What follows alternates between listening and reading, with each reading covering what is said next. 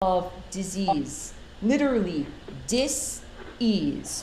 All of the chakras that were in perfect alignment with source are now over to the side, going hinky-jinky, becoming out of balance. This is the origin of disease. This is the origin of mental instability. One of the huge changes was going from having mental peace, like what it's like when you meditate and there's no troublesome thoughts, to having like a schizophrenic breakdown, having 12 different people talking to you in your head. This was what happened. Okay? Now I'd also like to give a little bit of a tangent. Let's talk about ancient Greek history, ancient Greek mythology rather. The idea of Mount Olympus. Mount Olympus was a flying mountain where the gods lived and had fire that shot out from below it. Sounds technological, and it was. And the gods that occupied Mount Olympus were these beings from Mars. And they were not actual gods. They were capricious, lower level, service to self entities. When you listen to stories about Greek mythology, the antics of those beings, they don't sound like gods or even ascended masters. They sound like family members. Even the idea of Zeus, who was supposed to be the head god, and that he had to disguise himself as a swan in order to rape some woman. Like, that doesn't sound like godlike behavior at all. All of these behaviors are really the evidence of a being who is less than godlike, who is just technologically advanced enough to present themselves as godlike to other beings who are not well-informed or well-educated, okay? So those beings used technology to present themselves to the beings that were on Earth as if they were gods, but they were not actually gods. This comes down to now, and I'm giving you all of these fractal understandings of your present traumas. So presently, Earth culture looks to higher dimensional culture and is like, oh, save us, angels, save us, Jesus, save us, extraterrestrials, you're better than us, you're more than us, you're smarter and better and everything. That whole program came from being downtrodden on the playground. Humanity was like kindergartners in Atlantis. And along came a couple of, third graders, and they bullied the kindergartners. And they said, nah, nanny poo-poo, we're better than you. We're stealing your lunch money. We're stealing your planet. We're raping your consciousness. We're raping your genetics. We're doing whatever we want to do, and we're God. You're not God. You're third graders, okay? These beings are not very much advanced from the present culture, but they have purported to be divine, and they have pulled the wool over people's eyes for thousands of years. I'm talking about the Bible. The Bible is the story of extraterrestrial contact. The Bible is not the story of contact with pure divinity. Although I take it as such, right? But really, the Lord God Jehovah was one of these technologically based extraterrestrials, and the Elohim were again technologically based extraterrestrials. And there's all sorts of self-denial that is involved. Some extraterrestrials, they say, I was fooling you, I was misrepresenting myself, but it was for your own good, right? Like, I was lying to you, but I was doing it for your own good. This is a huge justification, and it's abusive, and it is false. So one of the key enzymes on unlocking your experience is no didactic assholes, please. The idea, thank you, the idea that these interdimensional assholes get to do what they want to younger kids on the playground for didactic purposes. You don't. You don't get to teach people truth through lies. So this is one of the big things here. Even if a person has purported to teach you truth through misrepresenting themselves as a deity, they are not. When these beings came to Earth, and I said that Atlantis became factionalized, so basically Humans now lived in degraded bodies, and Earth culture became enslaved. There were the overlords, beings who were in charge, the bullies, the older kids on the playground, and then all the rest of the kids. And technology was used in order to oppress people's minds. What is going on right now in terms of your mental freedom, like the challenges that you have in being able to access your mental freedom now, is nothing in comparison to what was going on during that time. If you think you have it hard now, like if you think that it's hard for you to claim your mental sovereignty, think clearly, not have others imposing themselves mentally in your mind, if you think that is hard now, you have no idea. This is a walk in the park, all right? Back then, because of the use of technology, both spiritual and mechanical, like physical technology, you couldn't even think what you wanted to think. Like if I wanted to think, I really should rise up against my overlords and rebel, you couldn't think that. If you weren't specifically programmed, like now lift your arm, go over there and do this, carry this, go here, do this. Humans were totally enslaved. You couldn't do with your body what you wanted to do with your body. This is even worse than the slavery that existed in the American Southeast, in the American South, in the late 1800s.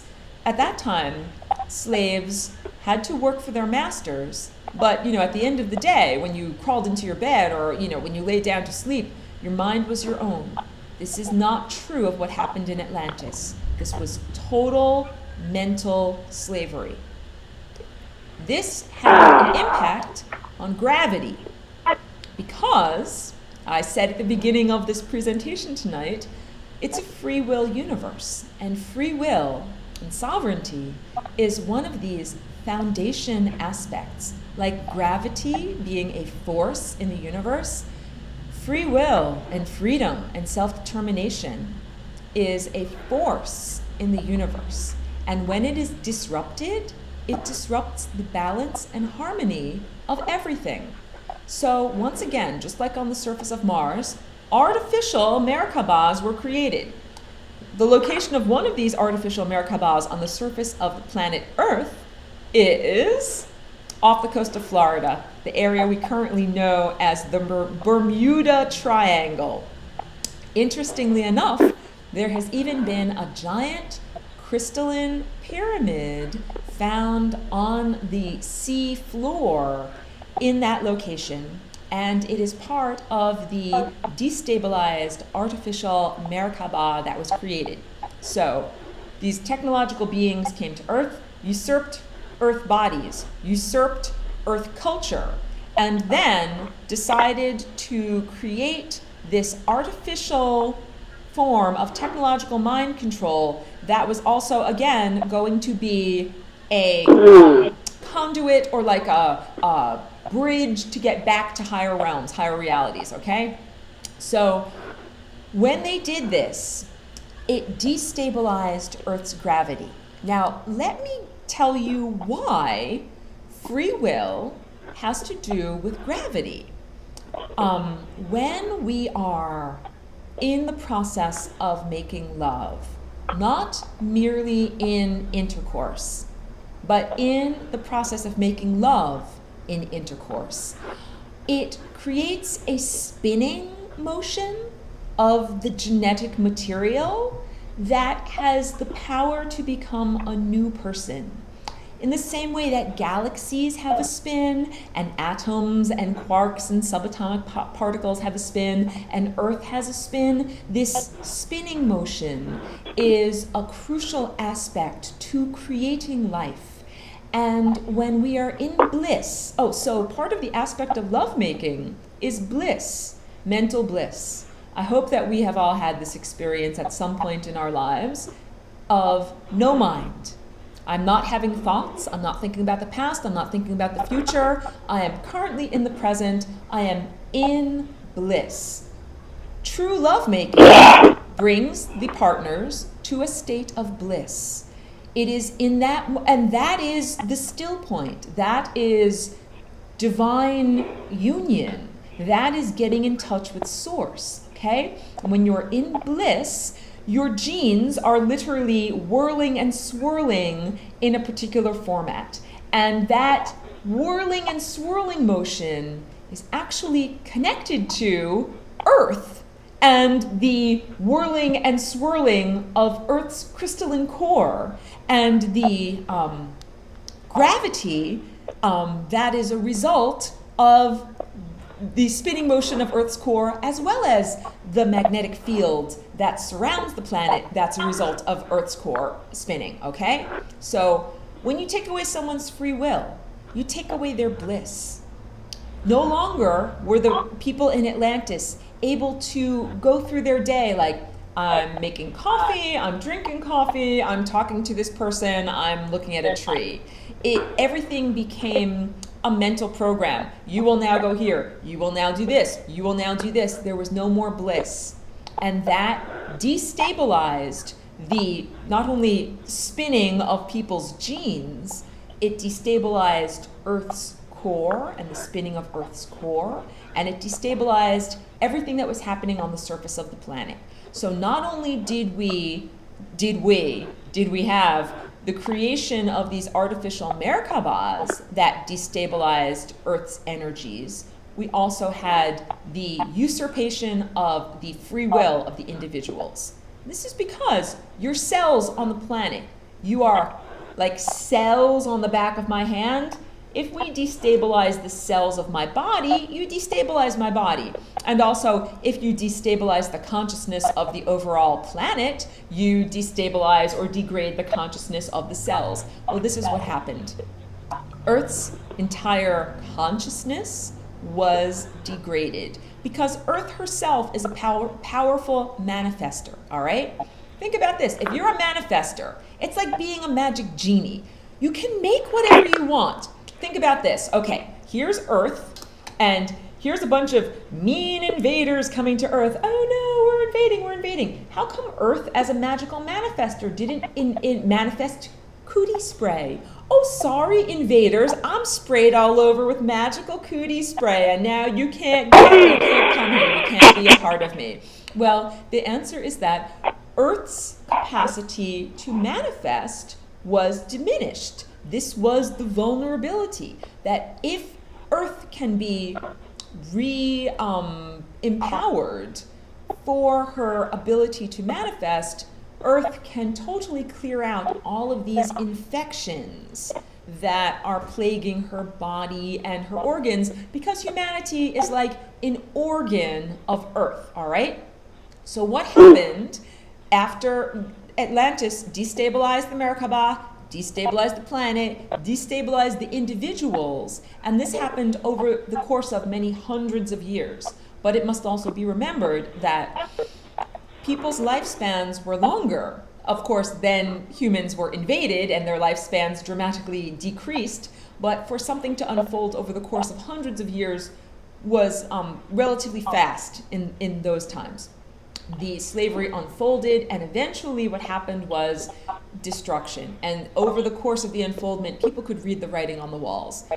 People who were telepathic and were tuned in, they saw what was happening. They knew what was going to go down. And literally, it was a destruction of that whole culture in order to get out of the trap. When the Merkabahs were activated, and it's kind of like turning on the Large Hadron Collider. It was a massive works, like a giant public works with lots and lots of energy that was devoted to building this big giant thing. They didn't know what would happen until they flipped the switch. When they flipped the switch, guess what? Something bad happened, and it destabilized all of the Earth crust, and yes, there was a continent that existed in between what's now North America and Europe that became degraded, but also there was crustal displacement, there was polar shift. There was such a change of the surface configuration of both continents and physical life forms, and it happened so quickly, like almost instantaneously. This is what people remember. This is like the initial trauma. This is what a lot of people have to get over, because there are a lot of people that are here on Earth right now that are incarnated again from the experience of Atlantis. And it's so that we can close karmic loops. So the lessons of Atlantis were the same fractal lessons of hubris, hubristic use of technology. I, as an individual, will go away from God, make what I think is a really super swanky machine, and use it to my own destruction. This is technology. This is the way technology has been used. And the people that keep on doing it, it's like they keep on having fractal experiences. Here was Malduk. Here was Mars. Here was Atlantis. And now here's the Large Hadron Collider. What's going to happen if we, keep on making more of these things? Okay. So Atlantis itself, when the Merkabahs were turned on, destabilized the planet, and the only way to get out of the trap was for people to submit to a mind wipe. I told you not too long ago that every single thought was programmed in by technology. Artificial external means were telling people all the time, move your arm, pick up your drink, now drink your drink. Now pick up your axe and your shovel and go over there and dig up some gold. This was every single thought in your head was completely controlled. And in order to get away from that, the only way to be free was to cut the strings. Like a puppet had to cut the strings. But that meant total amnesia, a mind wipe. When this fall happened, and I'm getting chills as I'm telling you this is part of the choice that I made as a person on this panel of lawmakers. I chose to have humanity get their minds wiped. And it was literally when you wake up in the morning, when you open your eyes, you're like, for a moment, where am I? And then you remember, oh, I'm in my bed. Oh, I went to bed last night. Oh, yeah, I was just having dreams. Oh, yeah, my name is Sally, and I go to work here. This is my life. If your name is Sally.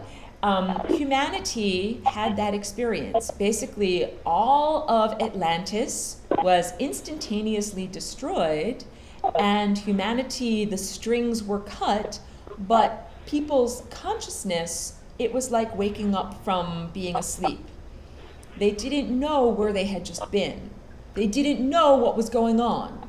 So first of all, where they used to live in Atlantis, it was a high sophisticated culture. It's not like you had to burn a bonfire to keep warm. You had central heating, okay? Now imagine your house is destroyed, rivers of lava are running everywhere, and you suddenly wake up from this level of mind control where you don't know where you used to live. All you see around you is total destruction and degradation, and you don't know where to go or what to do. This was the mind state of humanity, and it happened very suddenly. I won't say overnight, but I will say very sudden crash. This is why people are afraid of the apocalypse. This is why. It's the trauma. This is the ancient trauma that was experienced. First, there was the planetary rape that intruders came in and took over the planet and took over your bodies and took over your mind and forced you to use language and forced you to do things that you didn't want to do. Then all of your comforts, sophistication, and technology were totally destroyed.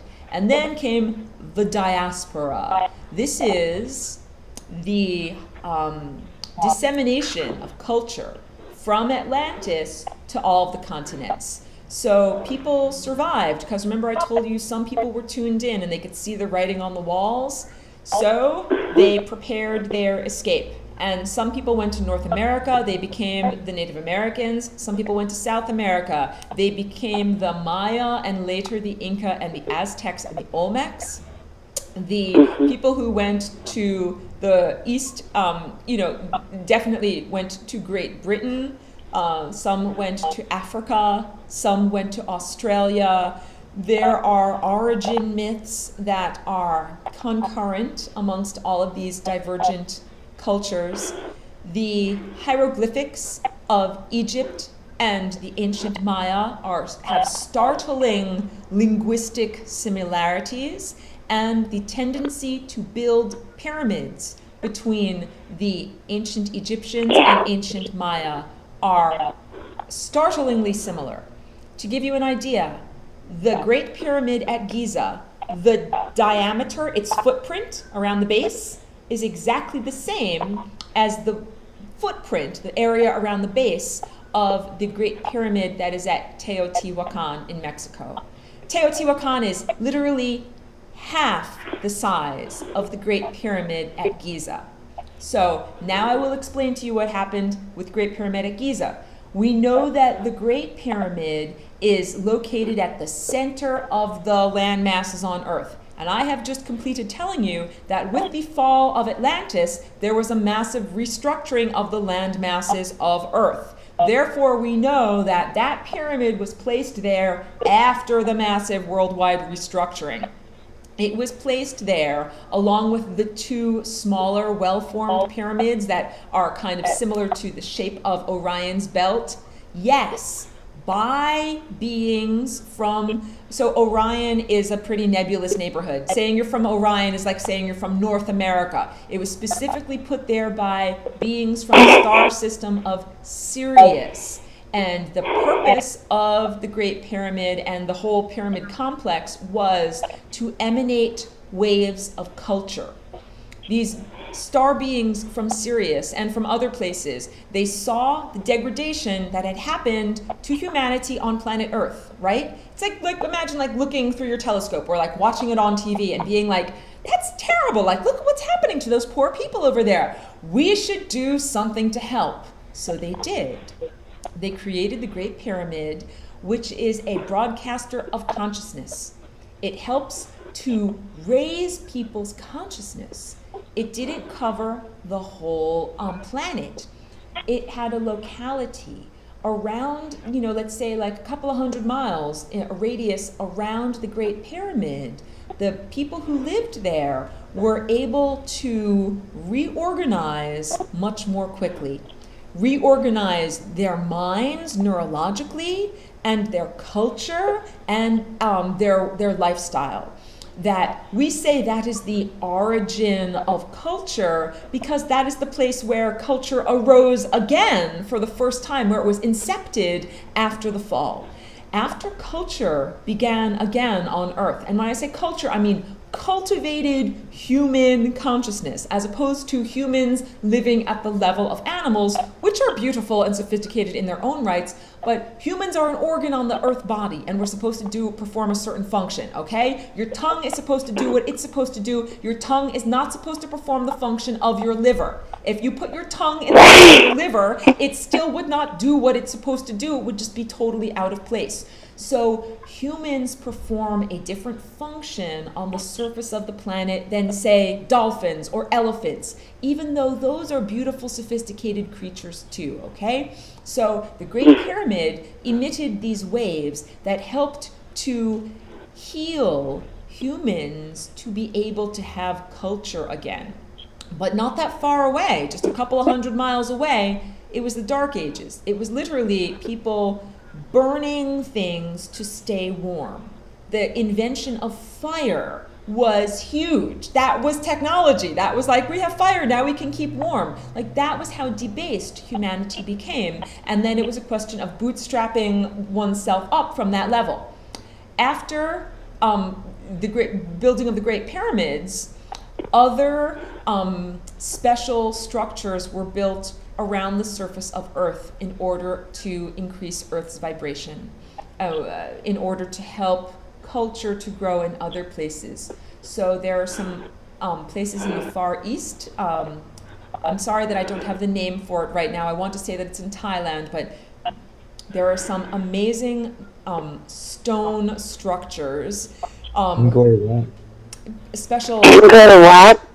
temple complexes that were built in the Far East, and they're on Earth's meridian lines. They take advantage of the chi, or the ley lines of the planet, and they were they're built across from each other. So the pyramids are over here, and directly across from them on the opposite side of the globe is another sacred site. And these sacred sites are carefully placed. They were intentionally placed there over time in order to cultivate human consciousness. And this is because this is galactic history. Basically, in the solar system here, Earth got harmed. Earth was, I want to say victimized, but let's say abused. And the other star systems saw what was happening. And they were like, oh, no, tisk, tisk, tisk. This will not work at all. We got to help them out. This is crucial for you to understand, because you're not alone. You're not cut off from the rest of the world. The rest of the world has absolutely seen your plight and is sympathetic. This is very much like if you lived in North Korea and you did not have access to the internet and you had supreme censorship in your daily life.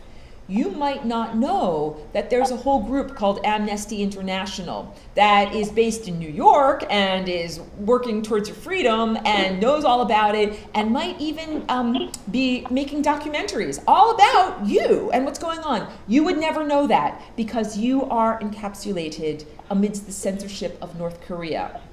That's you, humans. You're here. You are encapsulated amidst the censorship of the current culture on Earth. And this is why people think, duh, is there life on other planets? Is there life elsewhere? Is there DNA elsewhere? I don't know. I'm just encapsulated here in a sense of total censorship by the dictatorial authoritarian regime that wants to reduce my freedom. What you don't know is that there is a whole, I would call it an angelic mafia or an angelic conspiracy, or a group of helpful extraterrestrial and extra-dimensional beings who have been a part of Earth culture since life was incepted here and are absolutely here to help. And that's me. That's where I come from. That's whom I associate with. And the reason why I am here in this time and place, why I created the Flying Rainbow Lasagna and walked in through this portal, is to give humanity the tools to get raised back up to the levels that you're really supposed to be at. Earth as a planet is an amazing manifester, like the most amazing artist. Earth is meant to create beautiful art projects or symphonies or oeuvres, of written word, poems, sonnets. This is all allegory. Earth is meant to be this sophisticated creator, and Earth has been under a state of total censorship, unable to create properly, unable to connect with the world at large and share those creations with the world. And the creations are you and me. They're not just us, but our mentality, our thought, our consciousness. I said earlier in this broadcast that Earth is meant to be like a nursery or a cradle of consciousness where you're born and you're cultivated, and then one day you leave. You leave the nursery. When you leave the nursery, where do you go? You go to preschool. Or you go to kindergarten. We will be prepared to leave the surface of the rocky third-dimensional planet that we're on and to continue our journey of consciousness. In order to do that, we have to first reactivate our higher faculties. This is what I am teaching people all about. In order to leave the surface of the planet, you have to activate your capacity to eat pure light. Right now, plants act as our intermediary to, being able to eat light. We have to live on the surface of a planet to grow plants for us so that we can eat the plants. When we cultivate ourselves to the point of being able to ingest nothing but sunlight through our third eye, first of all, we are no longer slaves to karma. This is huge. Karma simply means debt or cause and effect. If I need to eat physical objects to stay alive, it means something else has to die for me to live. If I am able to ingest sunlight directly from the sun with no intermediaries, it means nothing has to die for me to live. I don't have to take on the burden of something else giving up its life so that I can have my life. Everything changes. You now understand this is how we used to live before the degradation of the human genetic format. We lived in divine harmony with nature because we didn't have to chew up objects. We didn't have to kill things and put them in our mouth and chew them up and eat them. We didn't get cavities. There was not dental decay. Running your body on food like that you have to eat and combust, it's like running on combustion. It's a combustion engine. It's like a steam engine. Steam engines are not very efficient, and they create all sorts of byproducts, oxidation, free radicals. This is what causes the aging, cellular aging in the body.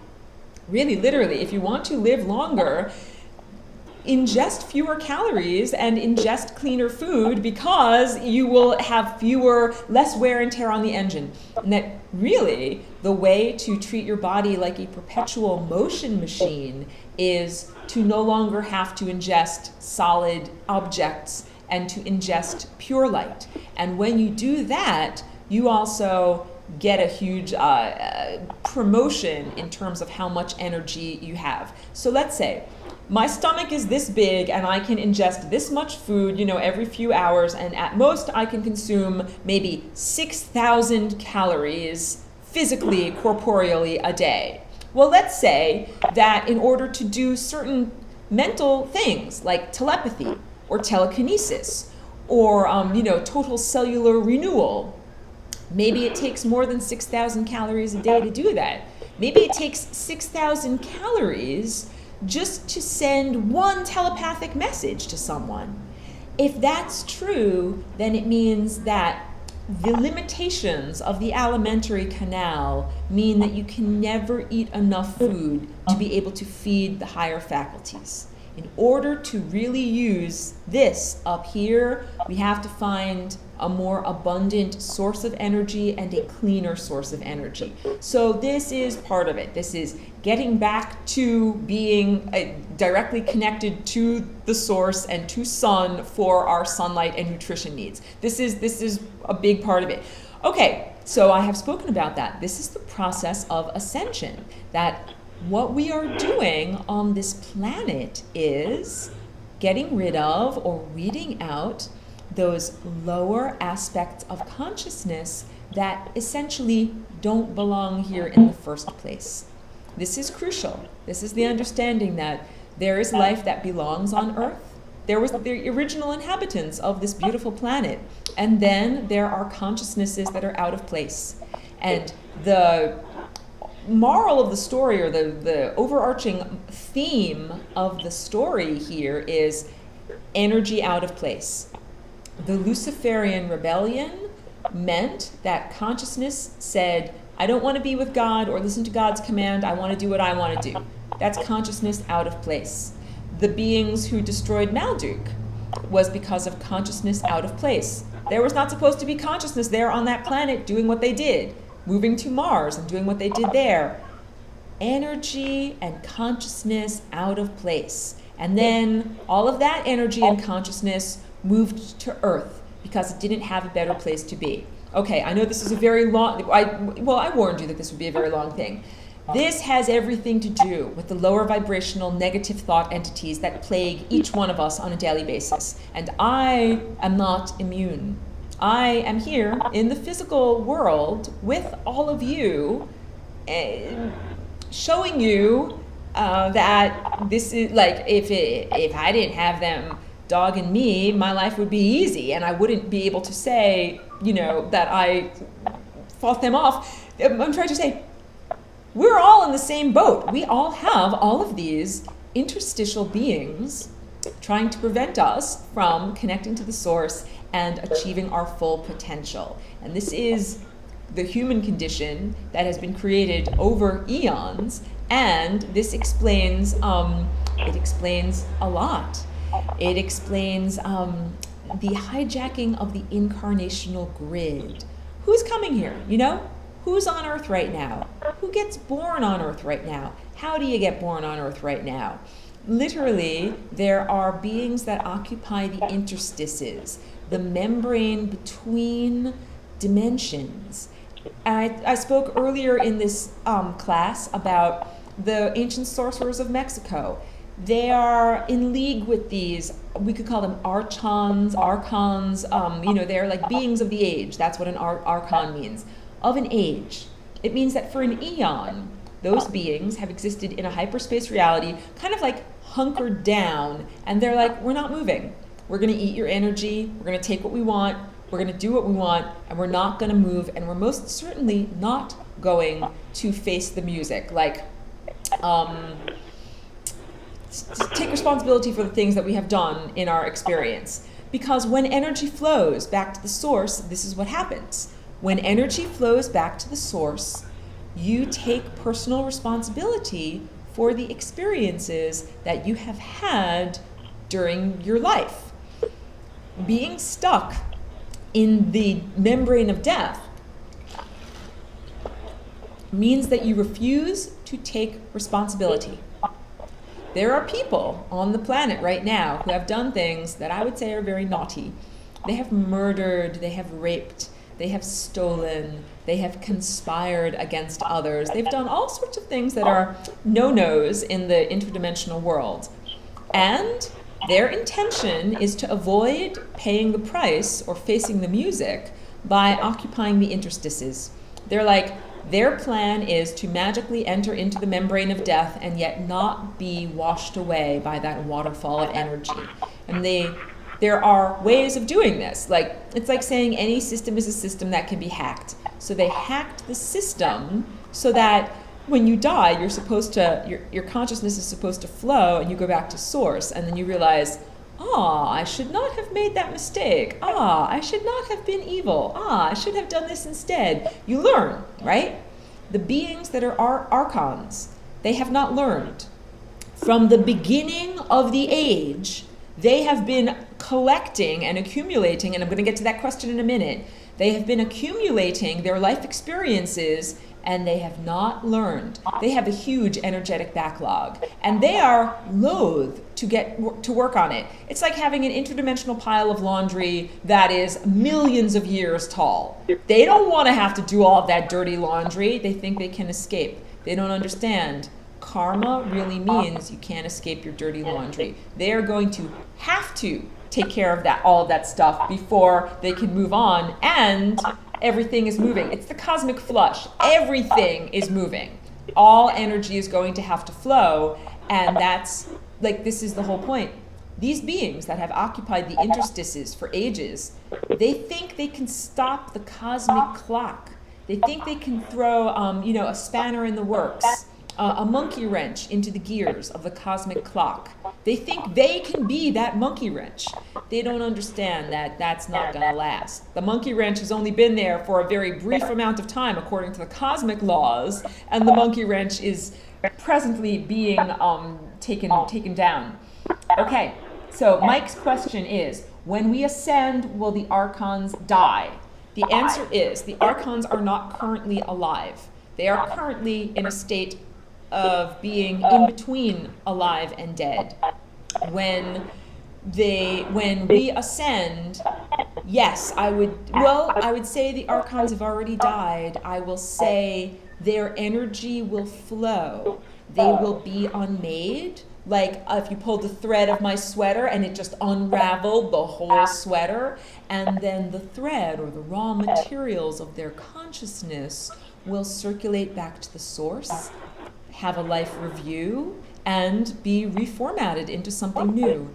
The universe is like a giant recycling program. No energy is wasted. And every being, even if you are very evil, has at least a tiny little spark of God and divinity that was the beginning that eventually became corrupted. So even the most evil being, if you send them to the galactic central sun for reprocessing, they might be like, you know something, you're 99.9% pure shit, but there's that tiny little bit of gold in there, and we're going to add that gold to the, giant gold factory of the universe.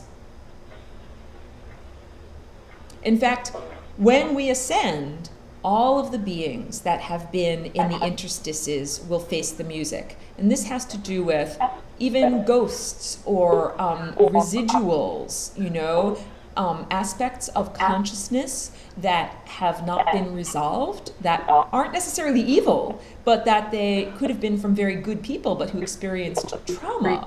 Think about that. Think about things like all the people who died on 9/11 when the building suddenly collapsed on them, were they able to process that moment in their 33, were they able to process their death in their 33 seconds of free fall, or are there aspects of self that are stuck that need to be processed? It's like saying that there are fatty deposits in the body of the universe. And we are now doing cardiovascular exercise that is burning off that fat. And the fat, when it gets burned off, it means that energy changes state. We're not taking the fat and surgically removing it. I'm not cutting it off. I'm not cutting off these negative entities. What I am doing is transforming them and refining them, and we're changing state. We're changing that energy from the solidified or stuck state into a state where it can now flow again. Okay, so a lot of what is going on surface culture of Earth right now has to do with the origins of people's consciousness. Ancient cultures, like the connection to Atlantis. Here's a good example, all right? Comet Ison was coming by last year. When the comet went through the asteroid belt, it picked up a few chunks of debris. And when it passed by Earth, those chunks of debris fell into the atmosphere and they flew across the sky and they looked like burning fireballs. Many people, when they saw those burning fireballs, were afraid and they thought, it's the end of the world, the sky is falling, the comet is here to destroy us. The comet was here to bring up negative reverberations from the past so that they can be healed. It's very similar to like when I have a friend, she was in a bad car accident when she was little. When I was driving her someplace, I had to stop short. I jammed on the brakes and she really freaked out. Like her life flashed before her eyes because she was accessing and remembering that reverberation of the ancient trauma that she had experienced. But from being in my car, what she experienced was, wait a minute, sometimes you jam on the brakes and you don't have an accident. Everything is okay afterwards. You can actually relax and be okay. Earth and human culture needs to learn that even though there was horrible degradation of consciousness and catastrophe on the surface of the planet a long time ago, we don't have to experience that again. I told you, this is why people are afraid of quote unquote the apocalypse, like a book of Revelations type of apocalypse. People are afraid because literally there's a reverberation back to their experiences in Atlantis where there was a literal Revelations style apocalypse. Suddenly there were rivers of lava and earthquakes and total degradation of everything that was there, and then mind wipe, and you're trying to just barely survive, a way to barely get by. People remember that. And in this time and place, they react by saying, let me build a bunker. I'm going to build a bunker. I'm going to fill it with cans of beans and tiny votive candles. And that way, if there's a meteorite or some bad thing that happens, I'll be safe in my bunker. The bunker mentality is outdated. and it won't work in the current situation.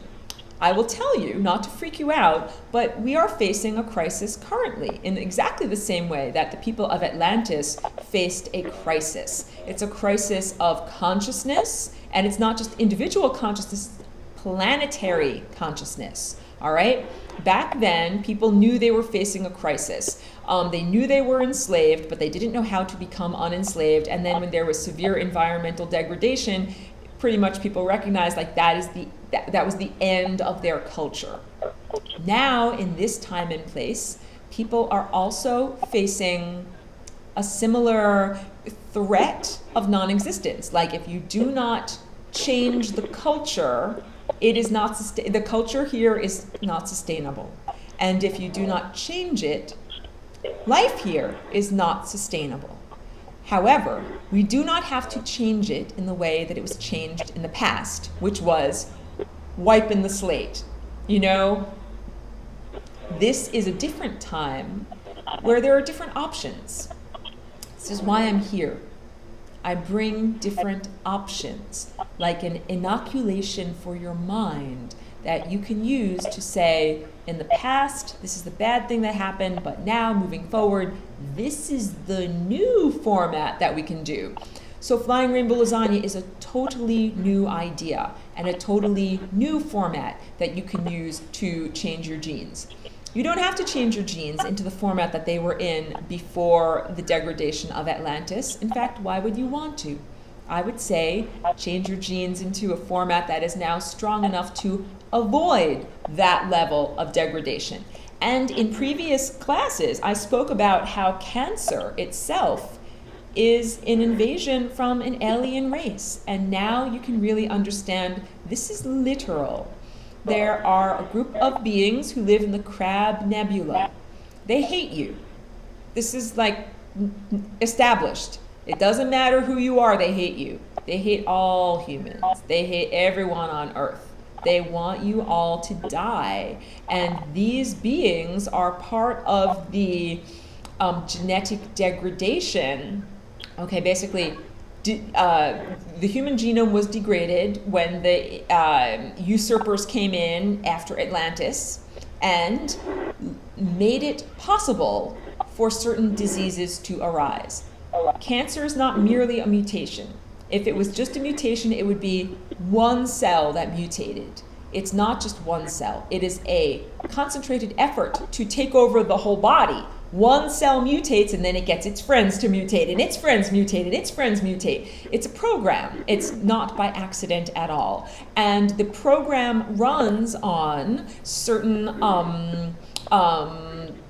vibrations, certain frequencies. And one of the main programs is guilt. So the emotional experience of guilt creates like an energetic opening in the genes, and certain chemicals, exposure to certain environmental chemicals and toxins and radiation also create openings in the genes. And it is through these energetic openings that the telepathic society located in the Crab Nebula can literally inject themselves into your genes, take over your biology, and feed off of you. This is like this is lesson 18, and you are all strong enough to be able to hear it. When people have cancer, beings from the Crab Nebula are literally feeding off of them. Crabs are scavengers. Scavengers they play a valuable role in any ecosystem. They're meant to eat things that's trash, extras, garbage, things that are floating around. The only problem with these beings from the Crab Nebula is that they're like, hey, you know something? There's not enough garbage around here for me to eat, and I have a huge appetite. Let me create a garbage farm. Earth is their garbage farm. Your feelings are their garbage farm. Mike has a question, and I'm sorry if this seems insensitive, like really, literally, when I'm sharing this information, if I'm saying like, hey, Earth culture, like you've been sodomized painfully for decades or, millennia, or if I tell you, hey, Earth culture, you and people who you love are being eaten to death by giant crabs, I'm sorry if that is insensitive. This is the lesson where I am not pulling any punches, and I'm telling you unpleasant things that you might not necessarily want to know. Mike has a question. Is there a connection between the Crab Nebula and the area of the sky that is called the zodiac Cancer? Yes, absolutely. Literally, the zodiac sign Cancer means you have been born when the Crab Nebula is above a certain horizon line in the sky. And yes, literally, people who have that zodiac sign are more heavily influenced by beings from that particular star system. But it's not to say that if you're born, on July 21st and you're a Cancerian, it does not mean that you're like one of these evil beings. But it does mean that you have some personality characteristics that resonate with beings from that world. Crab Nebulans hate joy. They hate happiness. They hate it when you are in bliss and in your groove, and they hate empowerment. What they love is victimhood. They love doubt, insecurity, and mostly they feed off of guilt. And guilt can be anything. You know something? Vegans feel guilt. Vegans feel displaced guilt for the whole entire human race. They say, I'm sorry, to all, blanket apology to all animals for what my people have done to you. And you know something? That's not appropriate. It's not appropriate for you to take personal responsibility for anything that anyone else has done. It is not your place to feel guilty for the dogs that are currently being tortured in China because they like to eat dogs in that culture. Like, no, you know something? Even though I'm very sad, I don't like that to be going on, I am not personally responsible for it. And in terms of like interpersonal relationships, because I know what I know about guilt, I do not use guilt on others, and I do not allow others to use guilt on me. This is life-saving. I'm really telling this to you. When someone tries to guilt you, it's as dangerous and as much a threat to you as if they are pointing a gun at you. They're literally trying to give you negative emotions that will open up your biology to develop biological disease. That is wrong.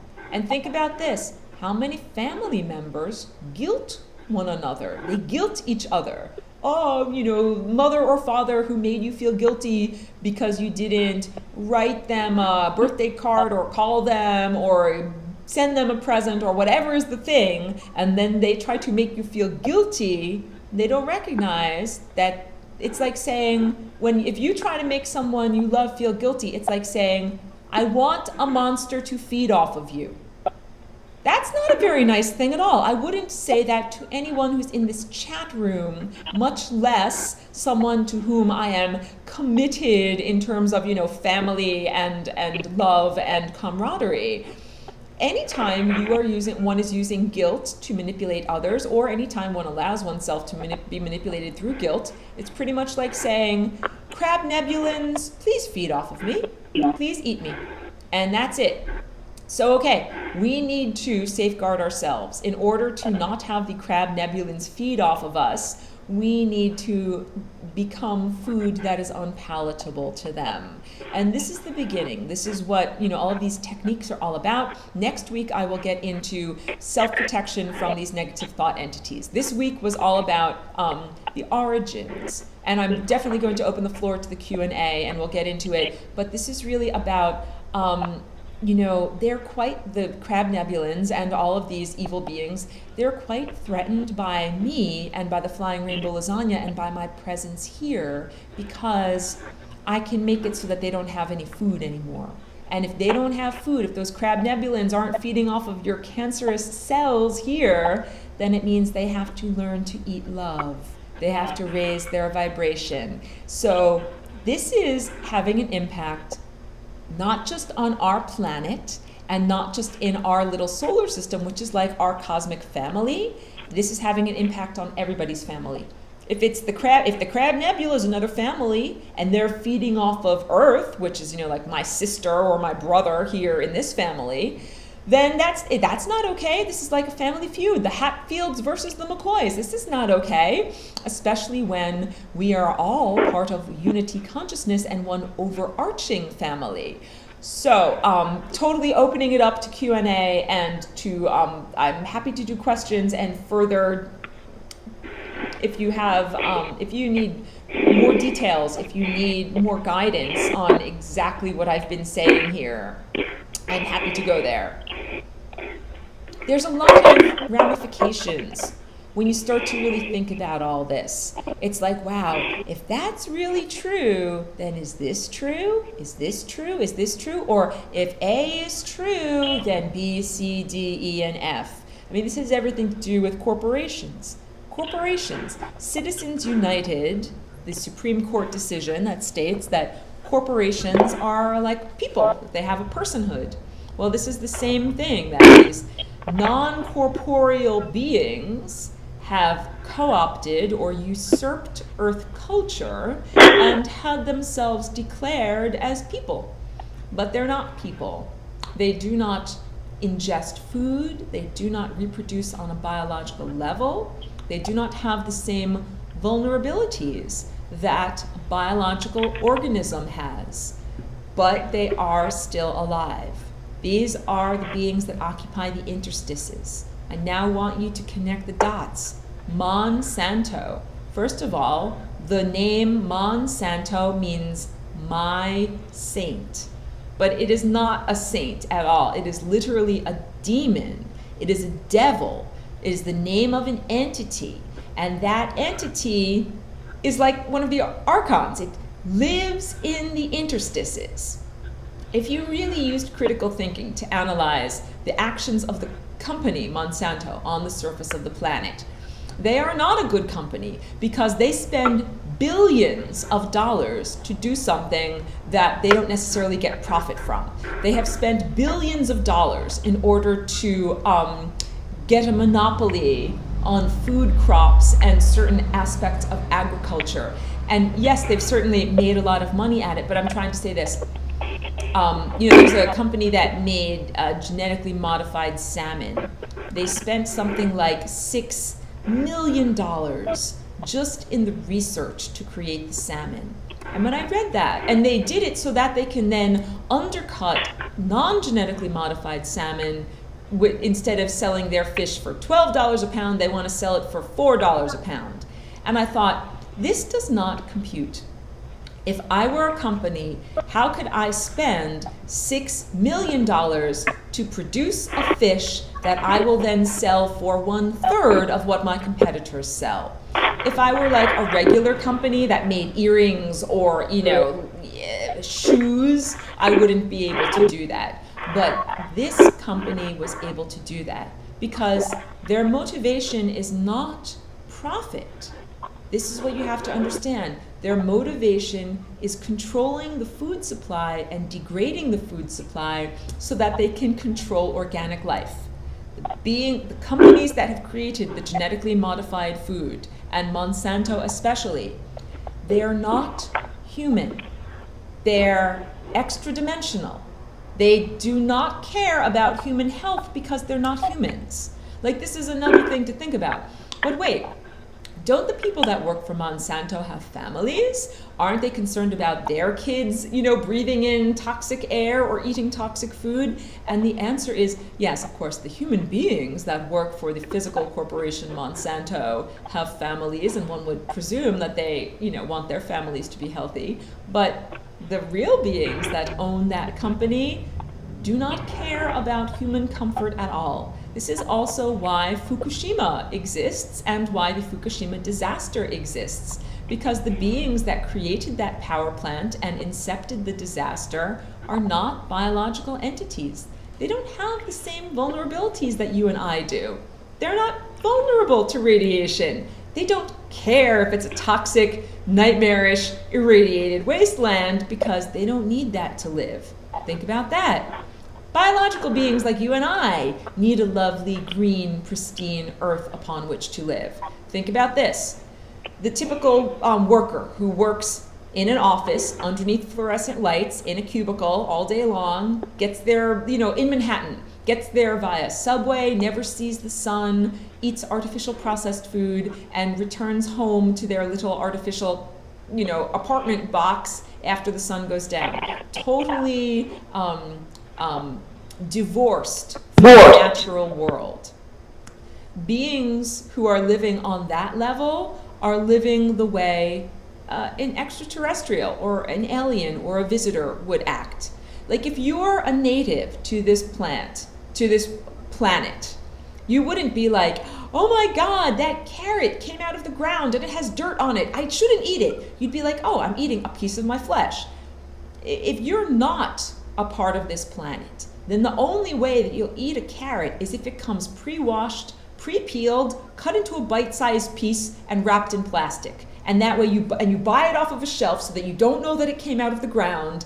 And I'm trying to say that the cultural practices of being cut off from where your food comes from, cut off from your own body processes. Most people in the Western industrialized society are cut off from their body processes, meaning not only do they not wake up, the circadian rhythm, when you wake up and being exposed to the sun, and when you go to sleep, most people are exposed to lots of artificial light, but in terms of being aware of digesting food, most people do not feel or sense their food from here down, from the chin down. Most people only sense their food in their mouth, and then it's been eaten and it's out of my mind. I'm not thinking about it when it's in my belly. I'm not thinking about it when I feel it in my intestines, and I'm definitely not thinking about it when I'm on the toilet. When I'm on the toilet, I'm reading a book, or I'm on my cell phone, or I'm reading the newspaper, so that whatever is happening, I'm not in touch with my biological processes. There's a lot of this going on, and even the medical system teaches people to be out of touch with their biological processes and to put all of their power in the hands of a physician. Even a Q-tip says on the packaging, do not insert an ear canal. Consult a professional. Literally, the Q-tip says, don't stick it in your own ear. Consult with a doctor. They're allowed to stick it in your ear. All of this is disempowerment. All of this is taking you away from your own spiritual technology. What you were given at birth is everything that you need for your journey. And that's hard, because when you look at yourself and you say, well, okay, I wear contact lenses, I have fillings in my teeth, I wear clothing to stay warm, I sleep in a house to stay dry. I'm like, don't take away, my contact lenses, I wouldn't be able to see. But actually, the reason why our eyes change and require corrective lenses is because we use them in an unnatural way. And the reason why we require fillings to fix our teeth is because dental caries are not normal. Although it is socially just something that everybody has, it's not normal. You're not supposed to have an infection in your mouth from birth. When babies are first born, they don't have the bacteria in their mouth that eats away at their teeth. But the first time their parent or someone kisses them, or anytime you share food with the baby, it infects their mouth. So all of this is understanding, when people look around and they're like, wait, we can't live in a natural way. We require technology and different things because we can't live in a natural way. It's not true. You can live in a natural way. It requires a great deal of self-cultivation. I'm going to return to what I was speaking about earlier in this recording. The yogis of the Far East who, through breath control, can keep themselves warm even though they live in the Himalayas. Or the story of Milarepa. I'd spoken about this with Michael on another occasion. Milarepa the cotton wearer. He was a saint, an Indian mystic from hundreds of years ago, and he only wore a little cotton cloth even though he lived in the snowbound areas of the Himalayas. You know something? When you really claim your true potential, as a full spectrum human, we would really define that as becoming superhuman or suprahuman. You won't have to live in a house anymore. That's for fragile humans. Fragile humans who would die if they were exposed to extreme heat or extreme cold. We're talking about getting to the level of no longer being vulnerable in the way that we are now. So right now, it's like, oh, I'm vulnerable. I have to be under a roof. I'm cold at night, so I have to pay for it. I have to have a mortgage or pay rent or whatever. we are going to radically change and shift when we do not require these resources anymore.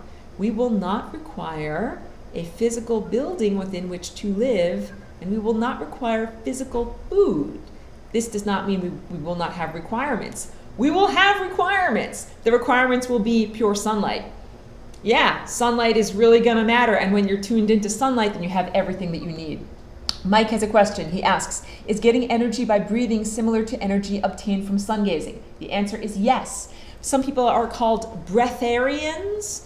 When I sun gaze, I don't merely connect my third eye to the sun.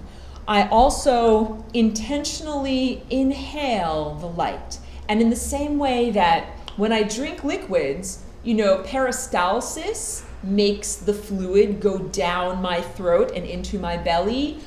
When I ingest through here, breathing is what makes it come into my body. And when I say breathing, not only through the mouth, through the nose. When you breathe properly, it comes in through your nostrils and it actually fills up your sinuses up here.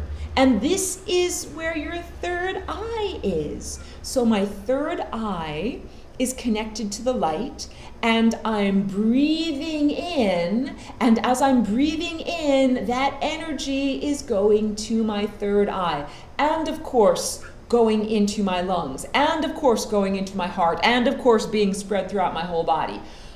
So yes, the practice of sun gazing is both physical exercise and non-physical exercise. So with my physical body, I am aligning my forehead with the sun. I am placing the base of my spine either on the surface of the ground or in a chair, and then I mentally connect my spine to the surface of the earth and into the core of Earth's core.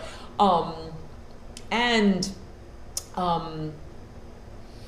just thinking of other the relevant things when I'm doing sun gazing. What am I verbally consciously thinking? This is the key things. Okay, so it's not just a mechanical thing that you do by rote.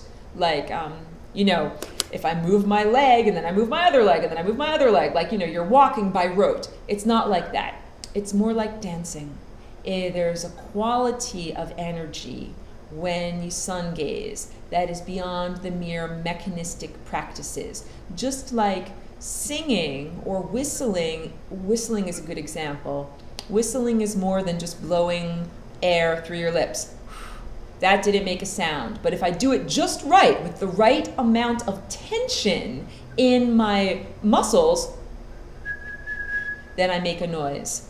When I sun gaze, I don't just sit there in a relaxed, lackadaisical way. I am using the tension of my mental muscles or my perceptual muscles to tune in and to inhale all of that wonderful energy. And sometimes when I've done it, I have really felt a physical substance going down my throat that felt and tasted to me like coconut pudding. My understanding is that whatever is your desire and positive association, that is what you would taste it as. If you don't like coconut, that's not what it would taste like for you, but that's what it was like for me. So it's manna from heaven. It is nutritional sustenance that can taste like whatever you need it to taste like.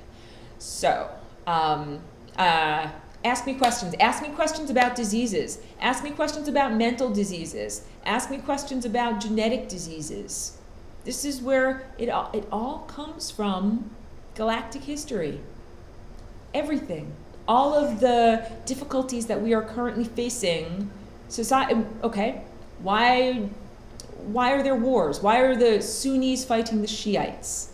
Because of galactic history. Because literally, each corporeal person has within themselves a mixture of star heritages. And these different star systems have different agendas.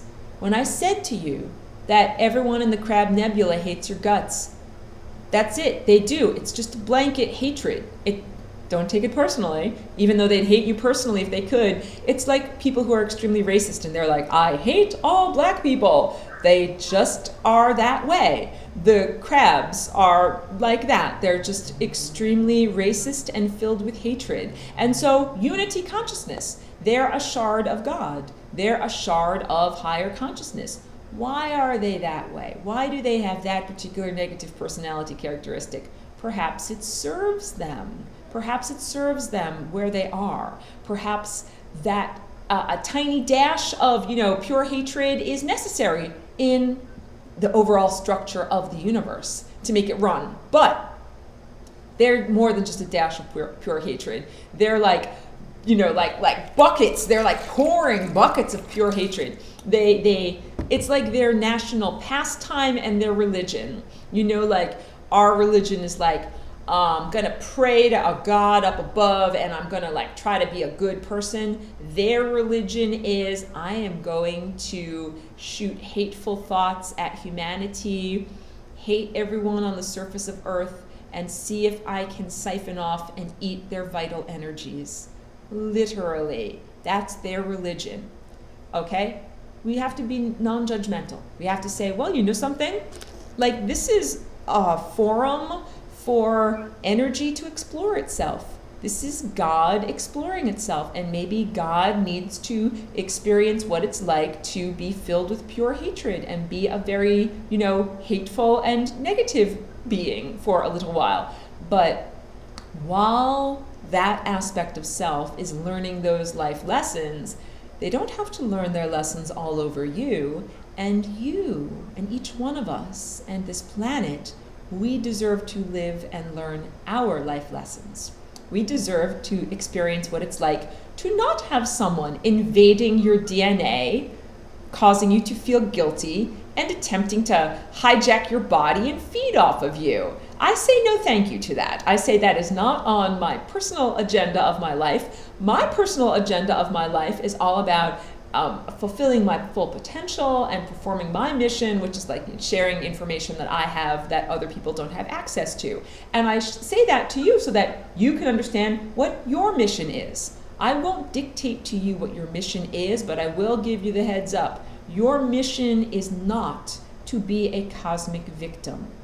You do not have any agreement that yes, I decided to come here under great duress, achieve having a physical human body so that a crab nebulan could eat me.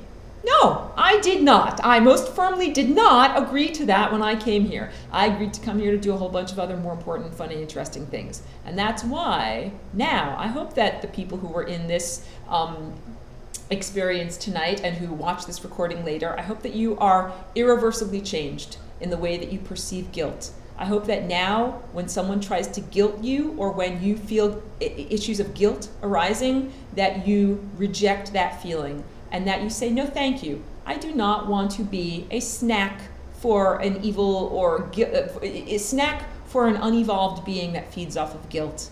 No, I do not wish to have you create cancer inside of me so that you can feed off of me. And this is, when I say didactic assholes, this is really the lesson. The lesson is standing up in the universe and saying, no, you're not allowed to feed off of me. No, I'm not a bad person. So here in the dialogue will go like this. Mother or father or Aunt Susie says, you're such a bad person because you forgot my birthday or your birthday card arrived a day late and you really don't care. And, so they're trying to make you feel guilty. So here's the issue. Guilt is a form of manipulation and controlling other people's behavior. And I have been saying in this whole dissertation tonight that it is a free will universe. And it's not appropriate, it's not unconditionally loving to try to control other people's behavior. And even, you can try to get me, I'm Teflon. You can say, but Aurora, you control other people's behavior all the time. I don't. I present information and allow you to make your own choices.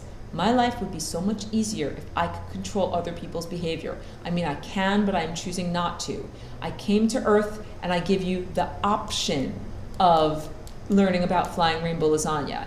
If I didn't give you an option, I would be as bad as the original invaders. If I came to Earth and I said, you don't get to make a choice. I now am flying rainbow lasagna into your head. I'm forcing you to know all about it. I'm forcing you to do this.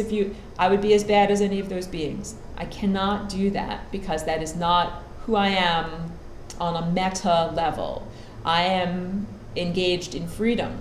All I can do is tell you, I have this information. It's here if you are interested in it. I can model my behavior. I have done this. You have this option if you choose to. I cannot make you do it. And this has to do with being a freedom fighter also. Like, I would love to wave my magic wand and be like, woohoo, like Earth, you're all free. But it wouldn't stick. Everyone would slip right back into slavery, because if you're used to being oppressed and you're used to being victimized and you're used to being told what to do and eaten upon or eaten off of, you'll just find a new situation to get fed upon or to get abused or whatever. It takes the interior experience of non-victimhood, of saying, I refuse to be a victim. I refuse to have people feed off of me. So you can imagine in my experiences with family members and other relationships in my life, when people have tried to use guilt as a form of manipulation, it doesn't work. And I've had to have conversations where I say to people, I recognize that you're trying to communicate to me in some way, but I'm not participating. Because otherwise they simply misinterpreted me as an uncaring person, or perhaps unperceptive, or perhaps autistic, or somewhere on the spectrum of, autism disorder, of not being able to perceive emotions and behave in a socially appropriate way. I'm telling you this, you're submerged currently in a sick society. In this diseased society, it is considered socially appropriate to make people feel guilty in order to control and manipulate their behavior. I'm here to tell you, no more guilt. Like me and my friends, we don't guilt each other. Even if I had a birthday party and you were invited and you said you would come and you didn't come, I would not call you up and make you feel guilty. I would not, even if it was for a stupid reason. I wouldn't say, wow, you're such a bad person or anything. What I would do is express my feelings. I might say, when you didn't show up for my birthday, it made me feel like this.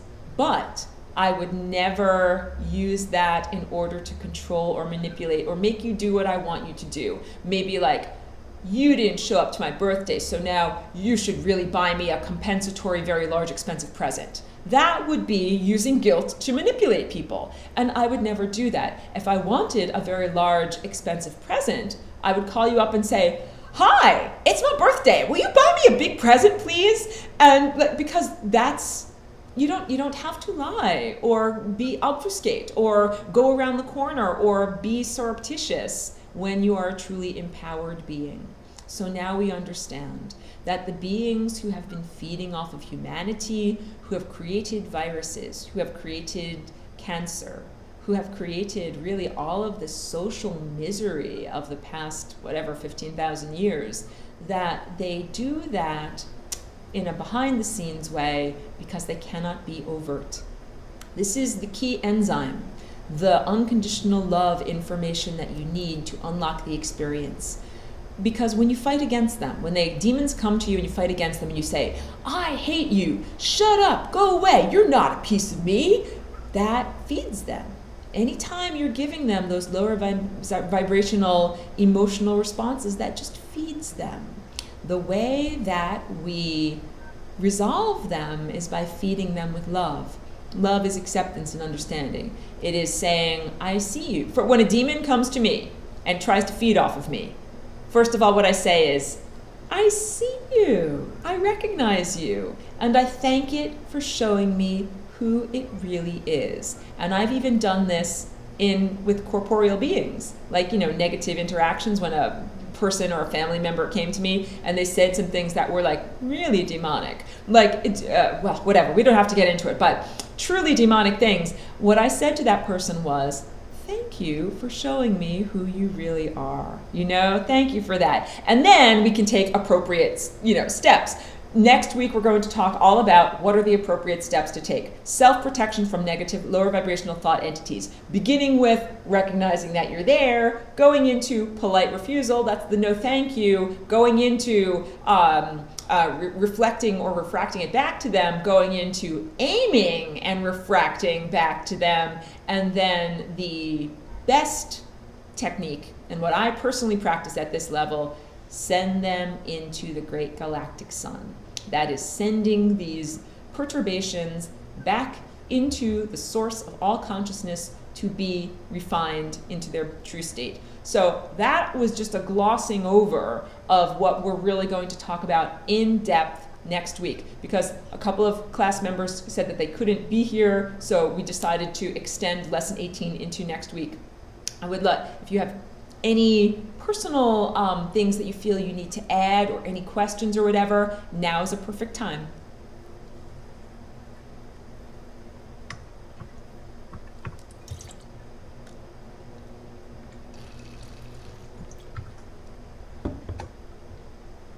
Thank you so much, Zach. Thank you. Namaste to you too. You know, this lesson 18, this is, I think, the most important information, and it's, I don't want to like just drop a bomb and release it willy-nilly. Like, I've thought about creating it as a standalone, like, you know, not part of the whole DVD set, and I feel like that's not cosmically responsible. I feel like this information should be part of the advanced and experts discussion group, and not necessarily for people who haven't gotten the teachings about unconditional love and the necessity of, you know, creating a love vibration as we get up to this. So, like, just sharing with you about, and there's a lot. I'm going to record advanced lesson. I'm smiling because I keep saying that I'm going to do this, but it's very challenging because it's about sexuality, and a lot of the energy stealing that is happening on the surface of Earth and with culture happens through sexuality. And the fact that it is not recognized and spoken about is how it's able to happen. Just like I was saying to you, if I needed something, I could ask someone, you know, directly for it. I didn't have to guilt them into it. Well, that's the antithesis of sexuality around here. Around here, like, you can't just get what you want. Like, you have to go through all sorts of pretzel histrionics in order to get it. So there's a lot of teachings about sexuality, about what we would call black magic, or the unhealthy taking of energy from others, or taking energy from others against their will for one's own personal purposes. Why would anybody do that? If you had your own direct connection to source, it's like being an unending billionaire. It's like having the everlasting gobstopper. The only reason why this black magic or these practices exist of feeding off of others is because of the galactic history that I've just given to you. Beings who are cut off from source and who can't get back, all right? What we really need to do with those beings, instead of being mean to them or hating them or saying nanny poo poo, we need to send them back to the source. They came to us because they need a bridge, and we have the capacity to do it. So I've done it on an individual level, certainly have created a rainbow bridge, and when demons come to me, I say, hit the road, take the rainbow bridge. But of course, this took many years. Each one of us has this capacity, and it is our job as peaceful warriors. So this is the actual techniques. I'll teach you the actual techniques next week. Don't worry. And yes, there have been a lot of demonic attacks. And yes, if there's specific things that you need to know how to protect yourself from, I will tell you and teach you how to do it. Like, you don't understand. Like, you look at Aurora and you think like Aurora wears rainbow and is very peaceful. And like, in my human demeanor, I'm very peaceful. On the non-physical realm, I am like Rambo. I am like Arnold Schwarzenegger. I am like the biggest muscle man with the biggest machine gun, okay? That's the flying rainbow lasagna in the other world. So, okay, I am going to exit full screen. I'm going to